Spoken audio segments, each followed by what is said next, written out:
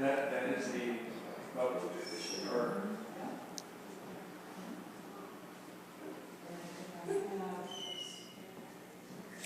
Hello, everybody, and welcome to another one of our demonstrations and conversations with potters. I'm here today at Andrea Fisher Fine Pottery. My name is Derek Fisher, and I am here with Hector Javier Martinez from the village of Mata Ortiz. Hola, Hector. Hola, Derek. Mi nombre es Hector Javier Martínez. Pues estoy contento porque me invitaron aquí a hacer una demostración aquí en su galería de Andrea Fisher. Gracias, Derek. Gracias, tú. Y pues para enseñar un poquito de proceso de mi trabajo. Entonces, pues espero y pues les agrade, que les guste.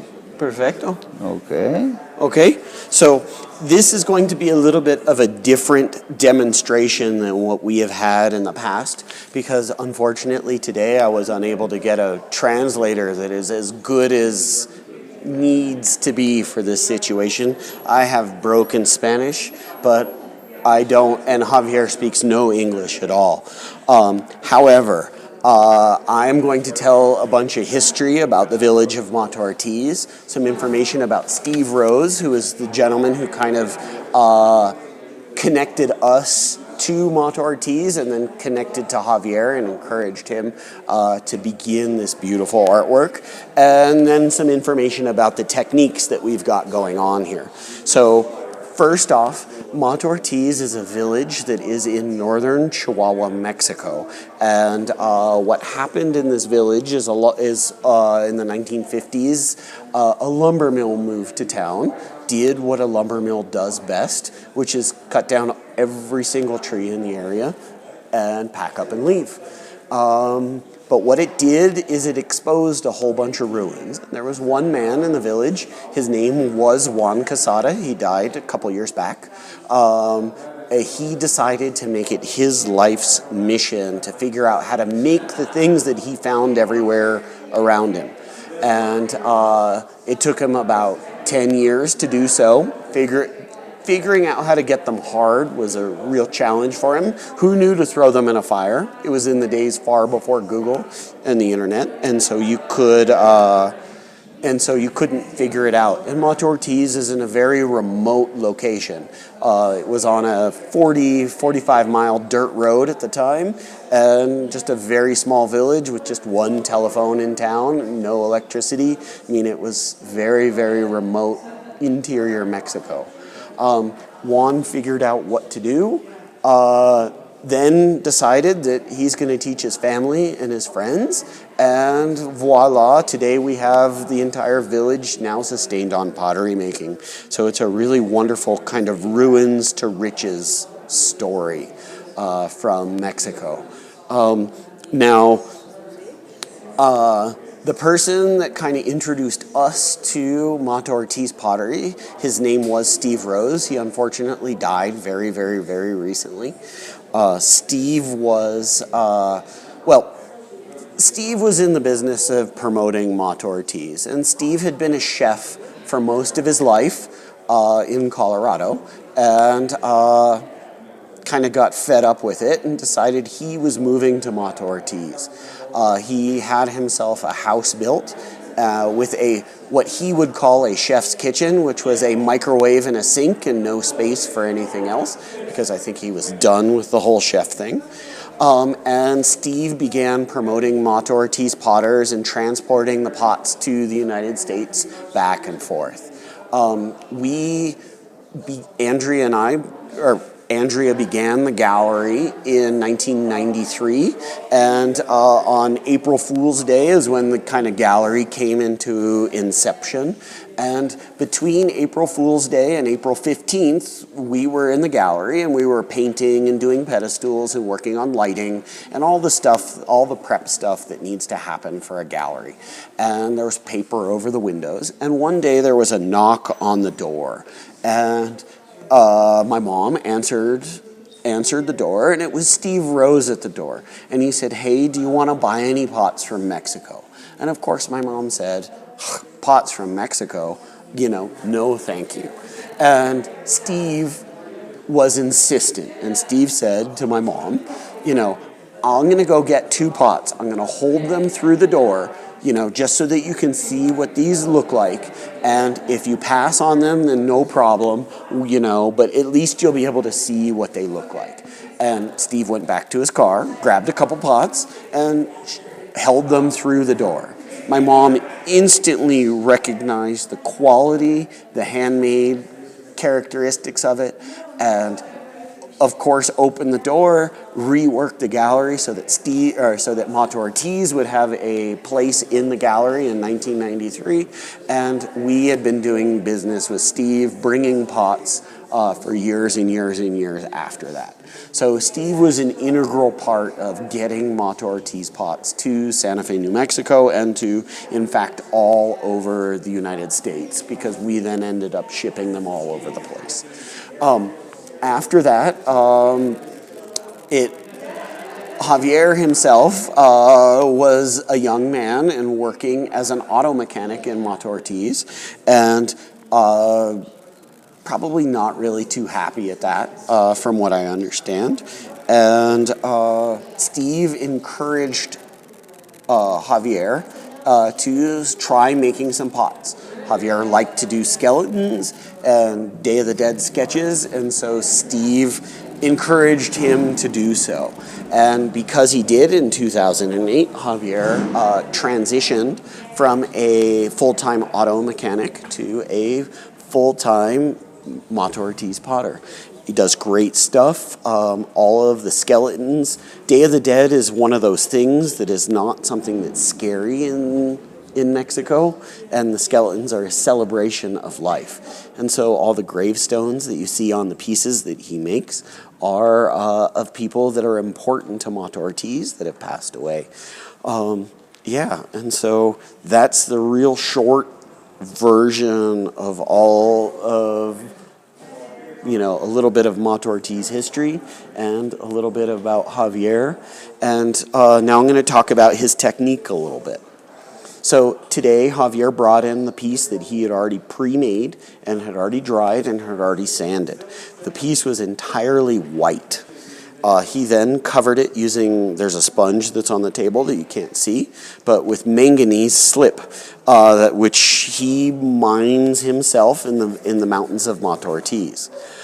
He put a couple layers of slip on, waiting about 15 minutes for each layer to dry this morning.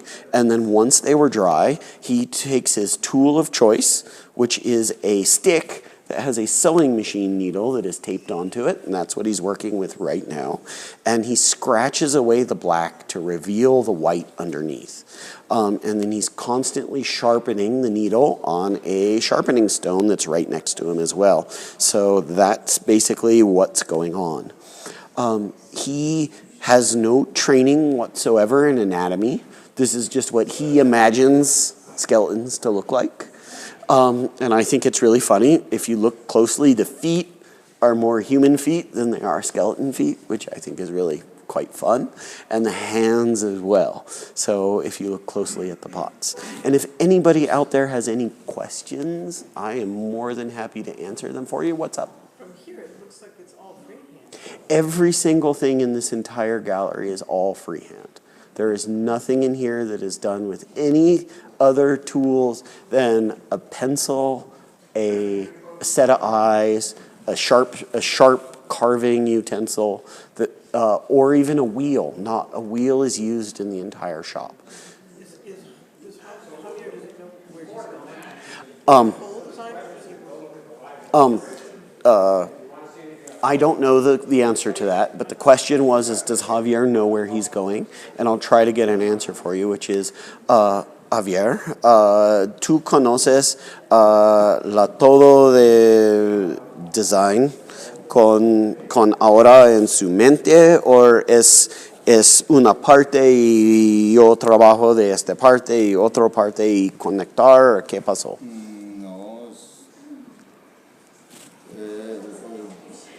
Pues voy dibujando lo que se me va poniendo con estas ollas. Cuando hay muchas veces que me dicen que la quieren de una manera, entonces estudio poquito más la forma, todo. Entonces, normalmente es como se me va ocurriendo en la mente, es como lo voy dibujando. Okay, está bien. So, yeah. So basically what he said is that he kind of does one part at a time, and then he kind of looks at it and then figures out what he's going to do next, and then he works to connect all of the design together. If that helps.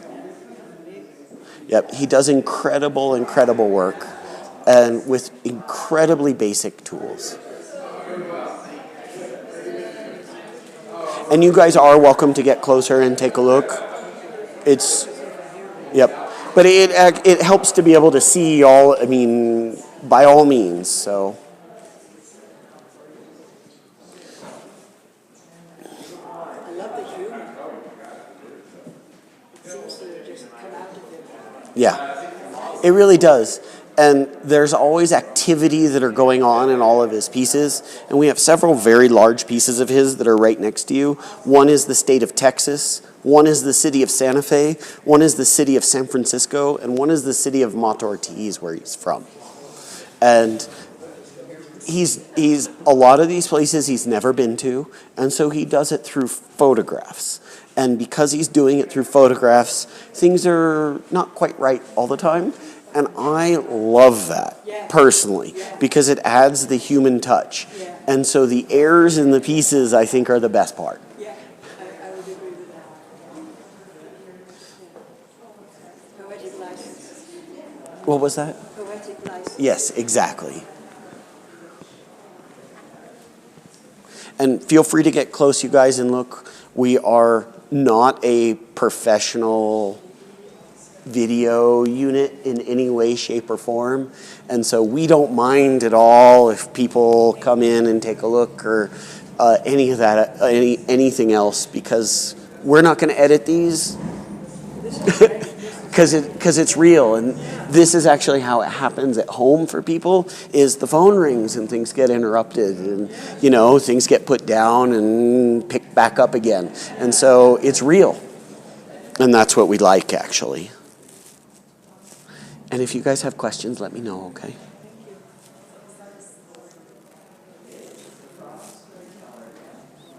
Give me 1 second, everybody. I am just checking in on something, making sure everything is working properly.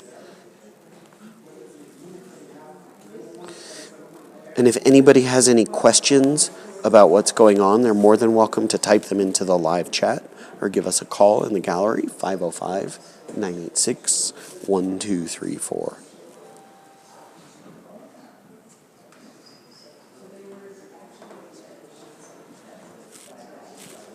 That's really strange.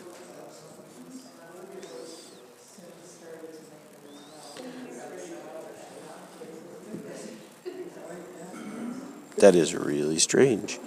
Is everybody out there?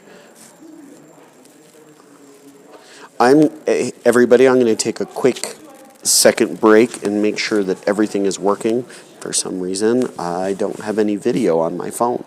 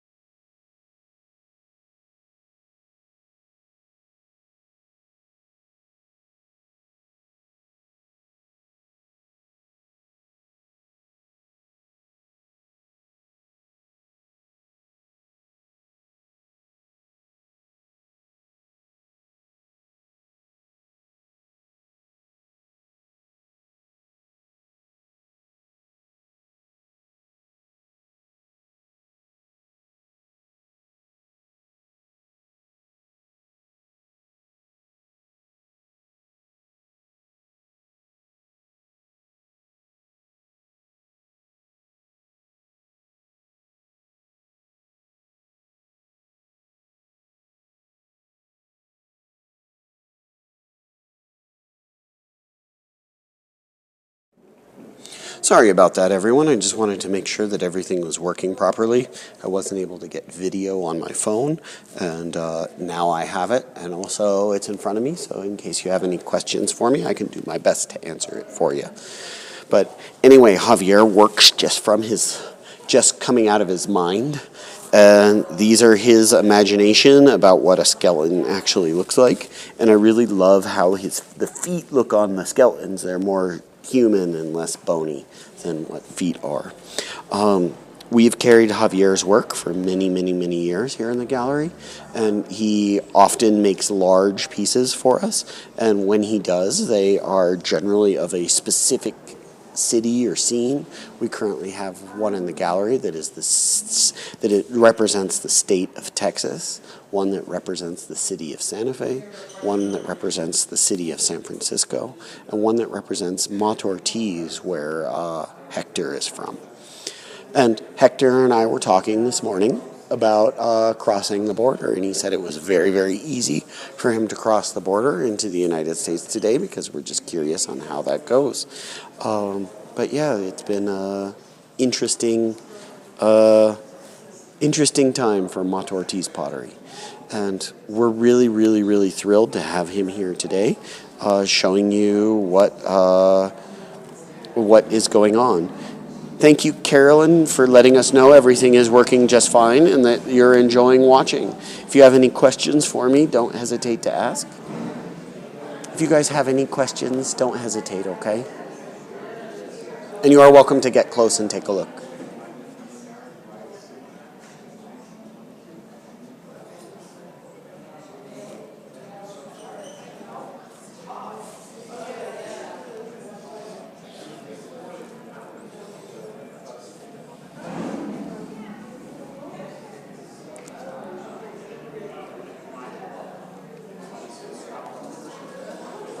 So on the screen, you guys see an image which is coming from one of the finished pieces, which is the Santa Fe, which is the Andrea Fisher Fine Pottery section of the skeletons, with somebody standing in a doorway, and that somebody is actually an image of me. And there are two dogs that are in it. We usually have two dogs that are out. We are two dogs that are used to be in the gallery. One died in 2021, and unfortunately the second one is very, very, very old, and he's at home at the moment. So all good. It's fun to be able to include things that are part of our lives into some of the artistic expressions of other people.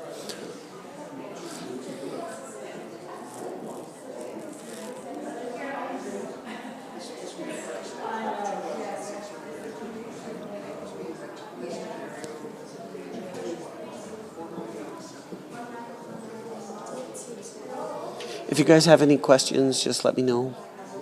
Yeah, you're so very welcome. And you are welcome to get close and take a look. You won't be in the way of anything.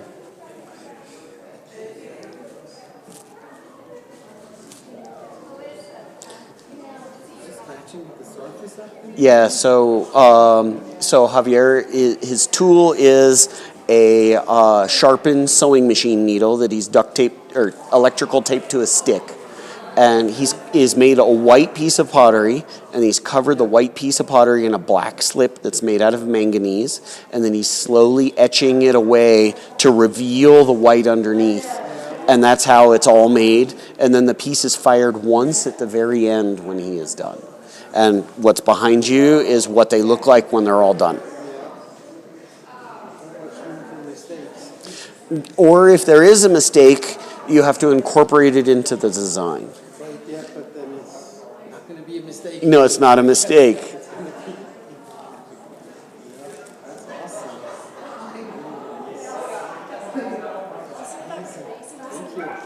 Yep, and that's actually the city of San Francisco.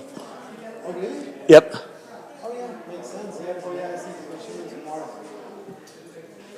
Is it Longboard Street?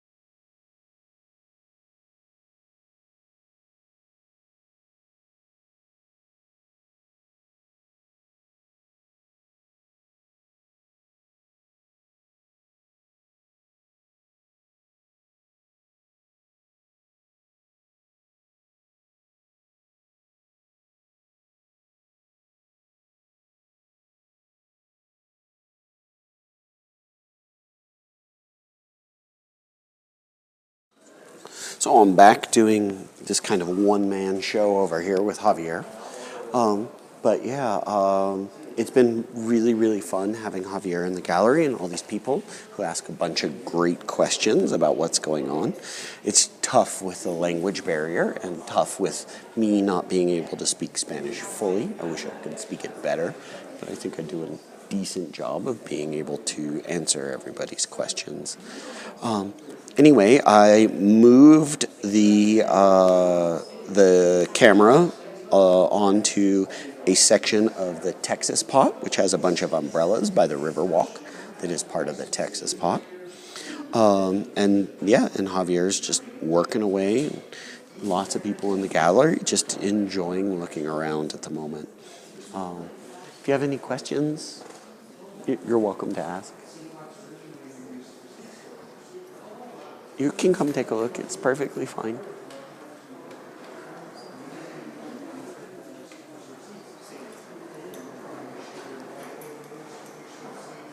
You're more than welcome to come take a look. It's no problem. Es muy bonita.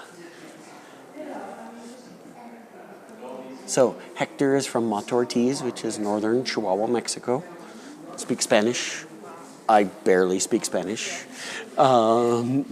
Sort of, not really.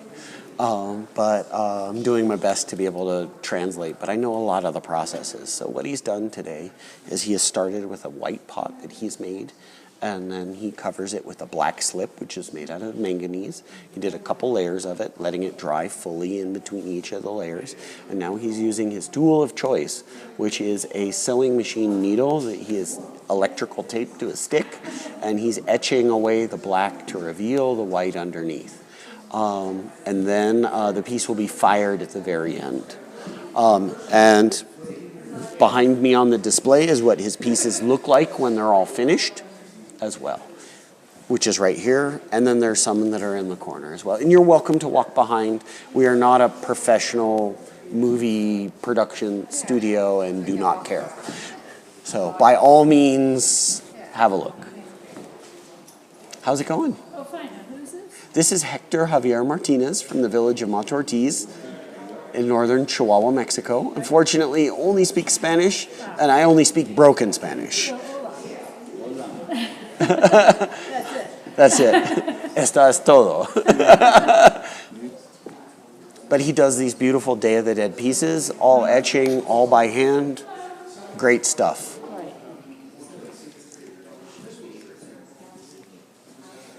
And if anybody's out there and has any questions while we're on YouTube, by all means, enter it into the chat, and I'll gladly get get that answered for you.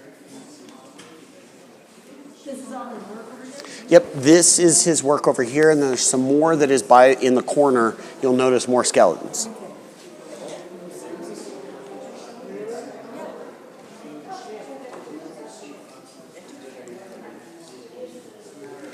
If you two have any questions, just let us know, okay?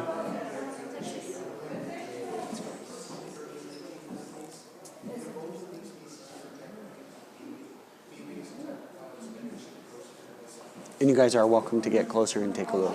It's no problem.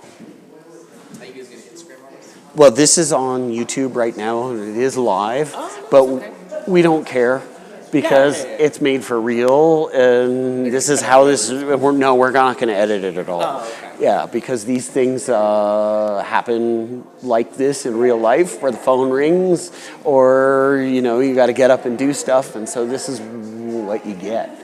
And we like them being real rather than being cobbled together. Yeah. But this is Hector Javier Martinez. He's from the village of Ortiz, which is in northern Chihuahua, Mexico. He makes all of these, and etches all of these guys all by hand. Well, these ones that are right here that have all the skeletons that are on them. They're all Day of the Dead pieces, and this is kind of his style. There are 4 different. Generally, his pieces are just of a scene of Day of the Dead, but there are 4 pieces that are on this display that are a little different. There's one of his village, which is in Ortiz. It's the smaller one here in front. The larger one behind it is the city of San Francisco. The one that's closest to me that's large is the city of Santa Fe, and you'll find the gallery in it and all kinds of other stuff. The one that's behind it where the camera is on is the state of Texas, and so lots of different things from the state of Texas. Oh, nice. Well, you might find some things in there that you might recognize. Like the space shuttle from Houston, or the San Antonio Riverwalk, or the little squiggle, or the Texas State Capitol, or the Alamo, or there's lots of things on there that you might be able to recognize. Does he just freestyle it? Yeah, every single thing in here is freestyle, or is I would call freestyling, but I actually had this question earlier. So what he said is that he kind of does a figure at a time. He kind of decides where and how he's going to place the figure on as he does it, and then he moves to the next figure and does the same thing. He doesn't really have a plan for the whole piece. And then, of course, at the end, there's going to need to be some sort of connection between them. And he just kind of figures it out as he goes. So, is this style like a traditional style of some kind, or is it just? The answer is sort of. What happened in Ortiz, which is where he's from, is there was a pottery tradition a long, long time ago. It was lost. And lumber mill moved to town, deforested the whole area, packed up and left. What it did, though, is expose a whole bunch of ruins, and in those ruins were a whole bunch of pots. And one man made it his mission to figure out how to make them. He succeeded. His name was Juan Casada. He then taught his family, his friends, and now the entire village is sustained on pottery making. So, whereas the rest of the gallery that you're looking at here is all Native American, we have the one corner which is from Ortiz. Are these people Native American or not? Who knows? The conquistadors came to the New World with boats full of men. To what extent are all the Americas somewhat native is very, very debatable. The U.S. has a definition. Mexico does not. So we don't know. So it's really, really, really simple. But at the same time, it's really complicated. So all of the designs that you see in the rest of the gallery are based in religion. Religion has guidelines on what is acceptable and what isn't.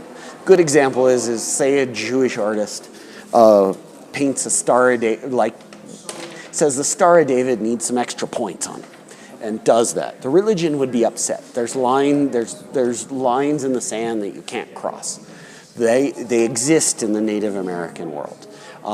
If you cross those lines, well, the Pueblo elders can say you cross the lines and you're no longer a Pueblo member, and they can actually remove you from Pueblo land. The Pueblo land is where you'd get your clay. You no longer have your source. You can no longer be a potter or whatever else that you were doing. And that has happened. So there are lines in the sand that you can't cross. For Mott Ortiz, since it's a revival pottery, anything goes. And so if you go over into that far corner, you might say, oh, I see Greek designs. Oh, I see this kind of design. I see that kind of design. Well, you might very well be correct in that. Because if somebody were to paint numbered bank checks on their pot and they sold right away, you can guarantee their neighbors will have an evolution of it within a few hours. So it's very fluid and very changing. But the entire village is now sustained on pottery making after all of that. So it's one of those lumber mill ruins to pottery riches stories.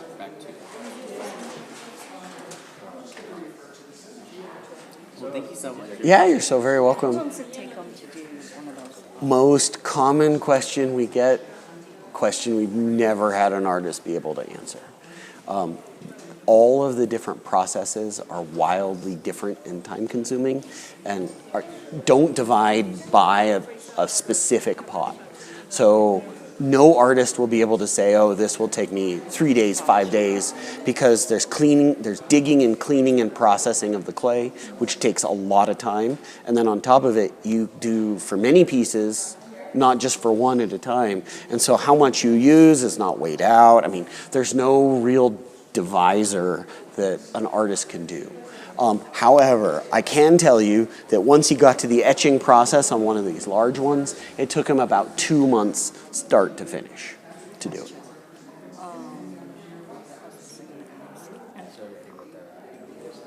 How much do prices run for that small piece? So there, he basically Set the price? Yeah, he sets the price on them.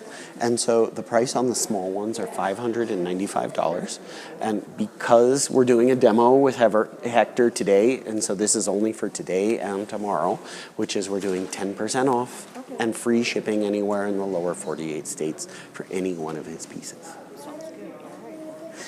Yeah, no problem. So that's for the small ones. There's also another selection of his work, which is over in the corner, and you'll see his name that's over on it, so you can have a look. Yeah, you're so very welcome.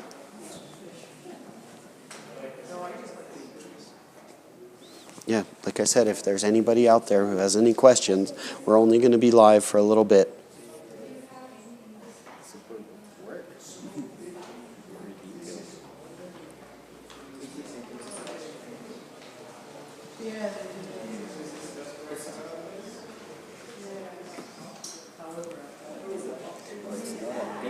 No, it's not ink. So what he's done is he's covered the black, or he's covered the white clay in a black slip, which is made out of manganese, and then he etches away the black to reveal the white underneath. So it's an etching process. And does it go through any more final processes? Well, he'll etch until the piece is done, and then he'll fire the piece at the very, very end. Fired? Meaning it goes into a kiln or a pit. And in his case, it's going to be a kiln. Okay. And what does that do? Well, it makes it extremely hard. So in its current state, it's very, very, very delicate, and he's able to etch it very easily with a sharp utensil. Once, if it's fired, it would be incredibly hard, and he would be going through lots and lots of sharp utensils and be very difficult to get through the surface because it's like unfired clay outside is kind of crumbly and soft, and fired dishes are very, very hard and durable. And that's the difference.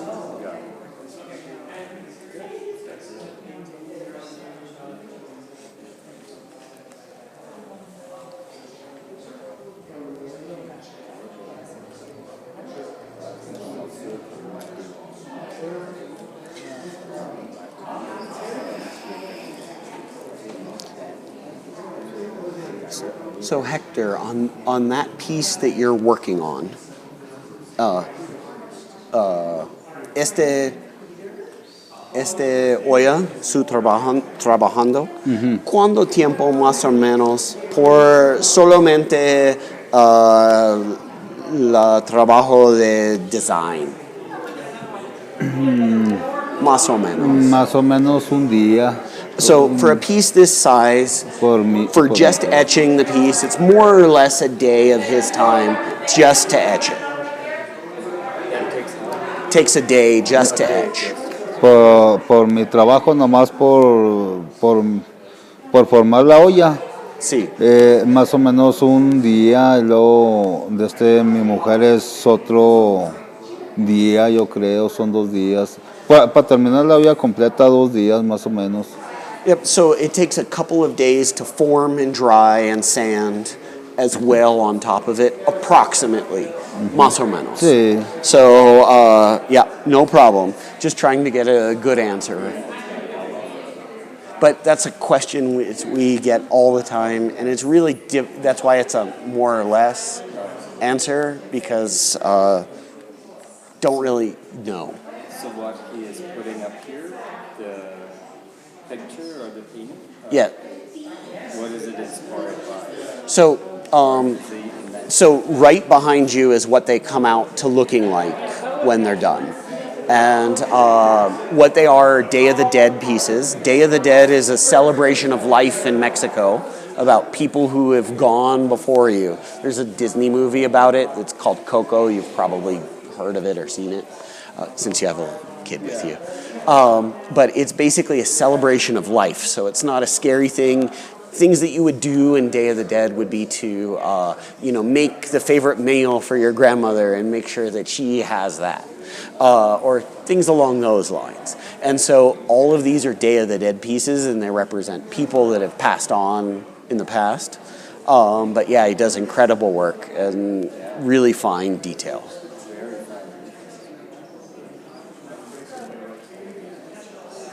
Thank you. You're so very welcome. If you have questions, just let us know. You're welcome to come close and take a look. It doesn't. The cameras are really tight in, so even if you're right next to them, you won't be on camera. It's on. We're actually live on YouTube right at the moment, but we don't edit the movies at all. So because they're real, and this is how it happens in real life, and so this is how it goes. Yep. Yep.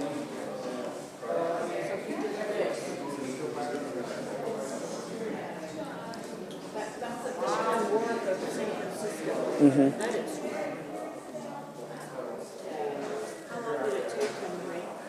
Most common question we get, hardest question to answer. We've never gotten a straight answer.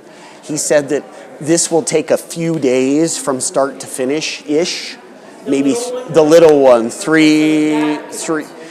The etching on these larger ones takes months. But that doesn't include coil building the piece or mining the clay or anything else that goes with it as well. And so everything in here is all coil built. So, but yeah, that's San Francisco, and I really love the errors in it. He does them all through photographs.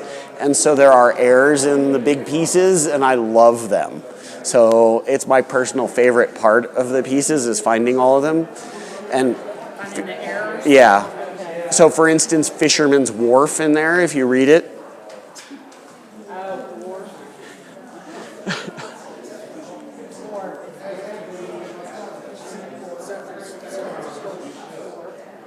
Yep.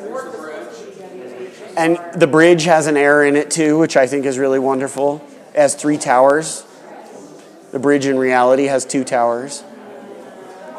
You'll have it written somewhere. Yep, that one is Santa Fe. Oh, okay, it is. Yep. It looks like Bourbon Street or something. Yep. It's in hot air balloons, and I got thrown off. Yep. And so you'll find even the gallery in it. I'm not touching it.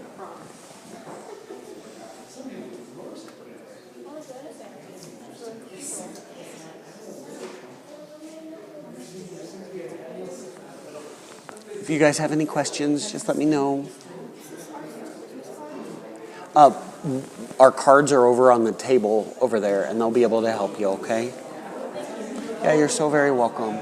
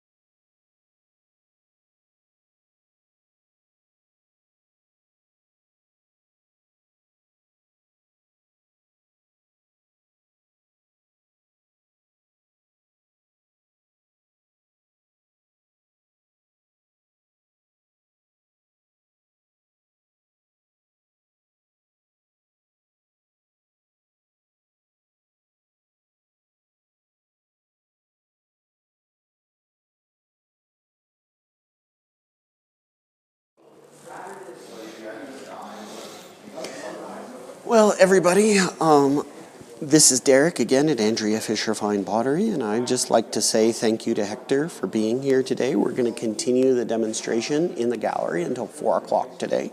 If you have any questions or want to know anything, don't hesitate to email, give us a call. AndreaFisherPottery.com to be able to see any of Hector's works. We're really, really, really pleased that he was able to be here, and it's just really incredible to see him work. So I am just going to let the YouTube section run for a little bit, and then I will be signing off here shortly. It's really, really wonderful to be able to see somebody work at this kind of scale in reality. So thank you everybody for coming out, and we really, really, really appreciate everyone who came, asked questions, commented online, all that good stuff. So thank you everybody who is out there. Thank you. Gracias por todo, por su trabajo, por su todo, por su familia, por Steve Rose, por todo. Gracias a ustedes por el apoyo y por la invitación, y pues gracias también a Steve Rose que se nos fue, y pues muy agradecido con ustedes, y pues esperemos si les haya agradado el trabajo. Claro que sí. Y pues Yep. Well, gracias por todo. And thank you everybody who watched out there, and I hope you enjoyed. Thanks very much. This is Derek signing off from Andrea Fisher Fine Pottery.